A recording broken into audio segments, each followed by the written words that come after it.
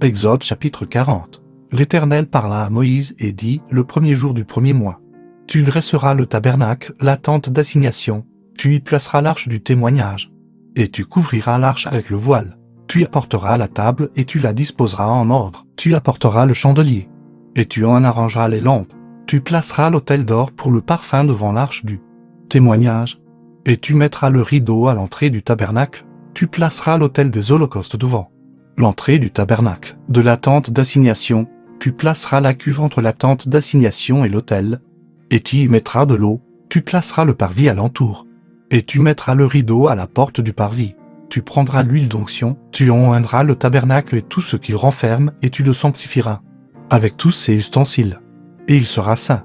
Tu oindras l'autel des holocaustes et tous ses ustensiles. Et tu sanctifieras l'autel, et l'autel sera très saint. Tu oindras la cuve avec sa base, et tu la sanctifieras. Tu feras avancer Aaron et ses fils vers l'entrée de la tente d'assignation. Et tu les laveras avec de l'eau. Tu revêtiras Aaron des vêtements sacrés, tu l'oindras.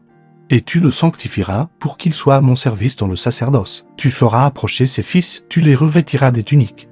Et tu les oindras comme tu auras oint leur père, pour qu'ils soient à mon service dans le sacerdoce. Cette onction leur assurera à perpétuité le sacerdoce parmi leurs descendants. Moïse fit tout ce que l'Éternel lui avait ordonné. Il fit ainsi, le premier jour du premier mois de la seconde année. Le tabernacle fut dressé. Moïse dressa le tabernacle, il en posa les bases, plaça les planches et les barres et leva les colonnes. Il étendit la tente sur le tabernacle et il mit la couverture de la tente par-dessus. Comme l'Éternel l'avait ordonné à Moïse, il prit le témoignage et le plaça dans l'arche. Il mit les barres à l'arche et il posa le propitiatoire au-dessus de l'arche. Il apporta l'arche dans le tabernacle, il mit le voile de séparation. Et il en couvrit l'arche du témoignage. Comme l'Éternel avait ordonné à Moïse, il plaça la table dans la tente d'assignation, au côté septentrional du tabernacle, en dehors du voile, et il y déposa en ordre les pains devant l'Éternel. Comme l'Éternel avait ordonné à Moïse, il plaça le chandelier dans la tente d'assignation, en face de la table au côté méridional du tabernacle, et il en arrangea les lampes. Devant l'Éternel, comme l'Éternel avait ordonné à Moïse, il plaça l'autel d'or dans la tente d'assignation, devant le voile, et il y fit brûler le parfum odoriférant. Comme l'Éternel avait ordonné à Moïse, il plaça le rideau à l'entrée du tabernacle. Il plaça l'autel des holocaustes à l'entrée du tabernacle de la tente d'assignation. Et il y offrit l'holocauste et l'offrande.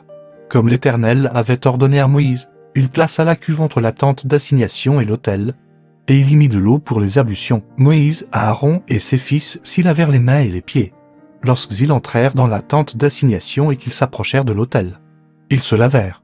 Comme l'Éternel avait ordonné à Moïse, il dressa le parvis autour du tabernacle et de l'autel, et il mit le rideau à la porte du parvis. Ce fut ainsi que Moïse acheva l'ouvrage. Alors la nuit couvrit la tente d'assignation, et la gloire de l'Éternel remplit le tabernacle. Moïse ne pouvait pas entrer dans la tente d'assignation parce que la nuit restait dessus, et que la gloire de l'Éternel remplissait le tabernacle, aussi longtemps que durèrent leurs marches. Les enfants d'Israël partaient quand la nuée s'élevait de dessus le tabernacle, et quand la nuée ne s'élevait pas.